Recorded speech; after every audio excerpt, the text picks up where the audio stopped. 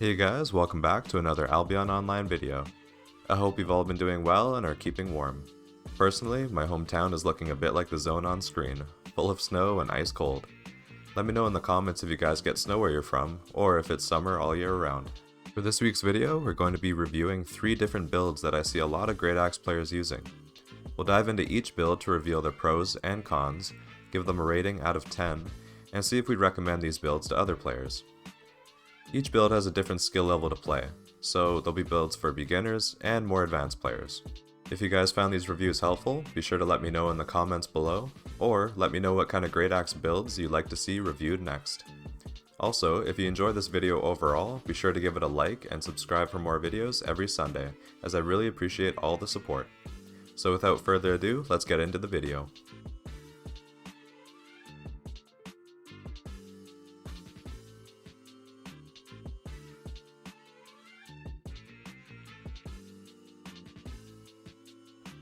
The first build we'll be reviewing is a pretty beginner-friendly build and is super affordable on the marketplace. To start the build, our Great Axe Q will be Rending Strike, the W will be Adrenaline Boost, of course E will be our Whirlwind, and we'll be using the first passive. Our helmet will be Hunter Hood, we'll be using Retaliate for our ability, and we'll be using the first passive. The chest we'll be using is Mercenary Jacket for the Bloodlust ability, and we'll also be using the first passive. The shoes we'll be using is Soldier Boots for Wanderlust, and this time we'll be using the second passive. The cape we'll be using is Thetford Cape for Chain Lightning. We'll be using the Healing Potions for our consumable, and we'll be using Omelette for our food of choice. At the moment, this set of gear will cost you roughly 80k silver. If you wanted to spend less, you can swap out the Thetford Cape for something a bit more cheaper. Overall, I'd say this build is quite affordable and worth the price. This build overall is a great beginner set to learn the Great Axe. Between Retaliate and Bloodlust, you have 2 great defensive cooldowns to utilize in a fight. With Adrenaline Boost and Whirlwind, you have great burst damage to score a kill, while your Rending Strike and Thetford Cape will provide you with decent sustained damage. For mobility, Wanderlust will give you great movement speed to chase down the target or run away if need be. On the flip side, this build can struggle at a higher level, as both Retaliate and Bloodlust can be purged, or you can get kited out until the abilities have faded, in result not getting much use out of your abilities.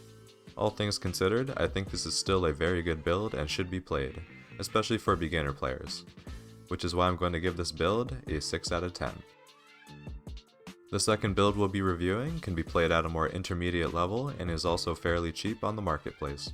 To start the build, our Great Axe Q will be Rending Strike, the W will be Adrenaline Boost, of course E will be our Whirlwind, and we'll be using the first passive. For our helmet, we'll be using the Scholar Cowl for Energy Shield, and we'll be using the first passive. For our chest, we'll be using the Stalker Jacket for the Electric Field ability, and again we'll be using the first passive. For our shoes, we'll be using Soldier Boots for Wanderlust, and we'll be using the second passive. Our cape will be the Thetford Cape for the Chain Lightning ability. For our potion, we'll be using the Poison Potions. And for our food, we'll be using Beef Stew. This build is super affordable and can be found on the marketplace for roughly 74k silver.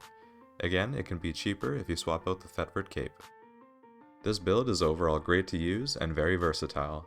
Between Electric Field and Whirlwind, you'll have a great source of burst damage.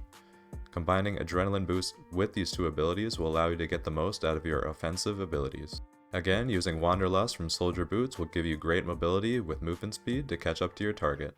The cons of this build lies with its lack of defense, as the only defensive ability you really have is Energy Shield. Overall, this is a very strong build to use that leans on heavy damage and great pressure.